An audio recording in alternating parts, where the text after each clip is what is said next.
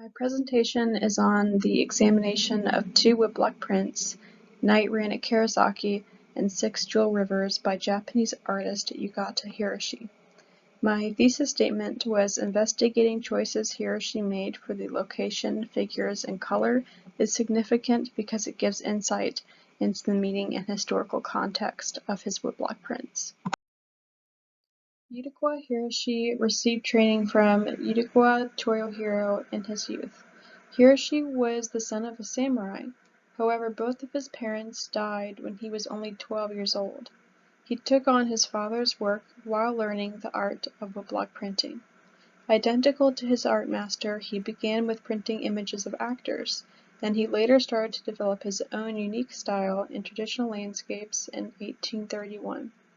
The most distinguishable quality of his prints that separates him from other print artists is that he added rain, moon, or snow to famous landscapes in Japan. On the right is a memorial portrait of Yukata Hiroshi by Yukata Kunisada in 1858. It is a woodblock print and it's the only known image and portrait of Hiroshi. The stylistic period of the two woodblock prints was the Edo period, also known as Future Tokyo. This period was from 1603 to 1868. The economic stability and increased foreign relations of the Edo period allowed the merchant class to create art. The most popular art form was ukiyo-e woodblock prints that translated to pictures of the floating world. They are popular due to their affordability to the merchant class. A woodblock print could be sold for the same price as a small bowl of noodles. Woodblock prints of the Edo period mainly depicted scenes of everyday life. The first woodblock print in this presentation is Six Jewel Rivers from various provinces. It is in the Met Museum currently, and it was made in 1857, the year before Hiroshi's death. The river in Six Jewel Rivers is located in the Kitwa River in Japan. The river, sky, and parts of the fabric of the two feminine figures by the river are also blue. Blue hues were very popular in Hiroshi's prints because he was famed as a painter of blue. Due to the Tokugawa shogunate rule allowing foreign relations, the bright blue was introduced from Europe and used by Japanese artists during the Edo period. This new blue color was expensive. Its new technology did not fade as much, and consumers of woodblock prints valued it. Another color Hiroshi used, and is very noticeable in many of his woodblock prints, was black. He aligned everything in black. For instance, the distinction between the sky and the mountains and the river shore and the ground is all outlined in black.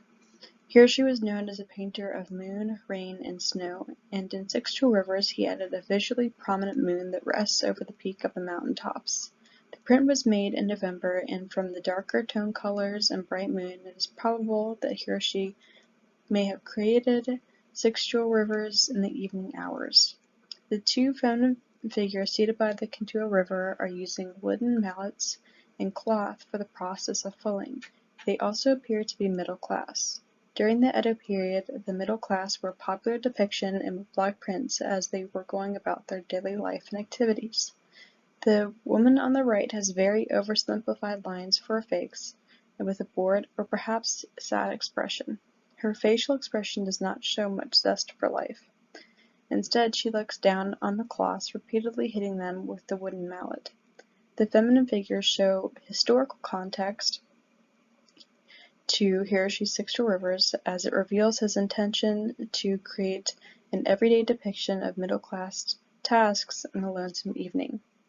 The repetitive action of a task and sad expression evokes the emotion of loneliness to Hiroshi's viewers. Also, the still movement of the river and only sound of the far-off geese shown in the distance. The choice Hiroshi made of expressions in only one of the faces shown for the women imply evoking an emotion of their lonesome work was more important to Hiroshi than the real physicality of their appearance.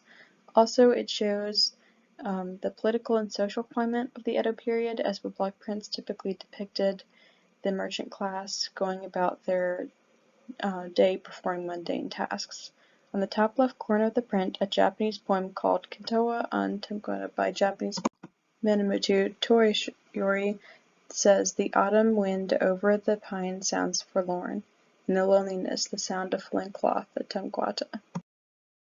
The second woodblock print of this presentation is Night Rain at Karasaki from the series 8 Views of Omai. It is also currently in the Met Museum and was made in 1835 when Hiroshi was famous in Japanese art culture. The Lake Biwa is the lake depicted in Night Rain at Karasaki. It is one of the largest and oldest lakes of Japan. In the book Physical Processes in Large Lake, Lake Biwa, Japan, states the lake is known for its rainy season from June to July. Also, in September, Lake Biwa typically has rain and windstorms.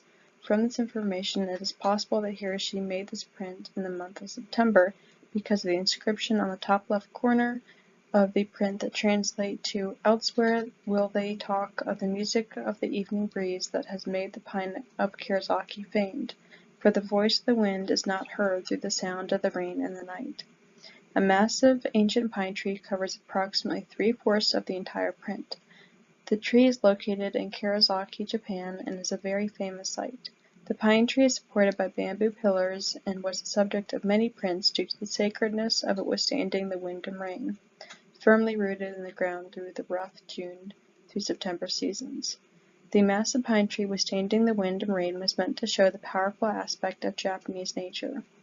The outside outline of the tree has leaf designs that are very detailed, outlined in black, and the inside of the tree has no detail at all, only light gray color to show the trees occupying that space.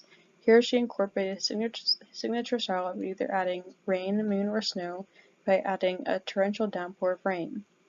At the top of Hiroshi's print, a grayish line appears about an inch in depth to infer rain and storm clouds. Hiroshi chose to make the rain in a long vertical lines, interestingly, instead of droplets, to show the continual pouring and to emphasize the loudness of the night rain. The rain lines show over the gray area of the tree, almost as if to infer that the drenching rain makes seeing the entire tree difficult, especially the details. There is also lots of blue, like the lake, the platform, the bamboo pillars, the Japanese kanji, and shrine under the tree. So overall, Hiroshi's choices of color, location, and figures showed the historical significance and the possible meanings behind both woodblock prints examined in this presentation. For example, the choice of middle-class women and their lonesome tasks is meant to be relatable to others of the merchant class during the Edo period. Also, the simplified faces show that to Hiroshi, evoking the emotion of their lonesome work was more important than the real physicality of their appearance. Furthermore, in his print Night Rain at Karasaki, the ancient pine tree withstanding pouring rain and strong wind infers a possible meaning was the strength of nature in Japan. Due to the widespread fame of Hiroshi's woodblock prints, he inspired French Impressionism, most likely because of his bright blue colors, visually calm nature, leisure activities of his figures, and deviation from realism. Also, the concept of time changing throughout the day of the same landscape.